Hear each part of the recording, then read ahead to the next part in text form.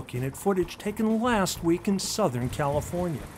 No, not earthquake footage, it's video of a car. Mossy Toyota of San Diego sold to a consumer, telling him not to worry about the shake, the rattle, and the roll.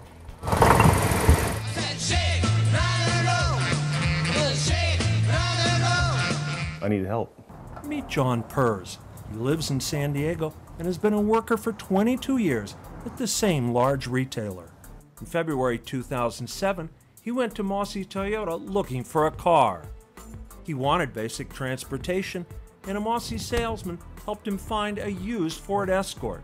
All seemed fine when he took it for a test drive. Well, during the test drive, there was a vibration.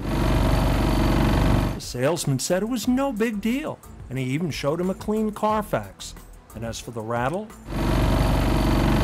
He explained it was just a simple tweaking of the idler. they told him to come back after he'd paid for it. Well, he did. At least 5 times. All in the first few days of owning the car. Then Mossy broke the news. These cars are prone to shaking. That's the way it is. So, after 2 weeks, John went back to Mossy and told them. Please take the car back. The Mossy response? You can't return the car. But he didn't give up. He kept going back. Frustrated, he hired an expert to examine the car. And guess what he found? Not only did the car shake, rattle, and roll, but the car had been in water. It was rusted. Had been once submerged. The Escort, unlike those cute cars that run in water, doesn't do that. It just rusts. Experts say from water damage. John says Mossy said nothing about water damage when he was shopping. I didn't see any red tag sales that said flood cars. He hired an attorney to get Mossy to take it back, only to find out that the Mossy contract had an arbitration clause on the back of the last page. All that was in the spring 2007. And since then, John's been waiting for justice. I am tired of waiting. I'm tired of waiting. Like many consumers, John had no clue he wouldn't get to see a judge or a jury. And if he had gone to court, the entire ordeal could have been over years ago.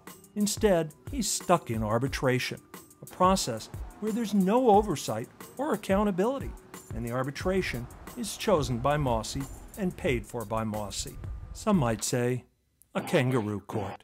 And the odds for consumers at arbitration? I think a snowball in hell has a really good shot compared to the consumer. So he got stuck with a car he says is unsafe to drive, but he still had to make payments on it every month. Plus, I can't sell this to anybody. now, almost 3 years later, he gets a hearing in front of an arbitrator with not such a great scorecard for consumers. But no matter what the odds, John isn't going away. I'm not one to roll over and play dead. I did nothing wrong, and someone has to answer for the injustice. Stay tuned. This saga's not over. Meanwhile, we hope you'll tell your friends so they don't end up with a car that looks spiffy and glossy, but is actually rusty and musty. Beware of wildly gyrating Fords. Watch out for dealers like Mossy.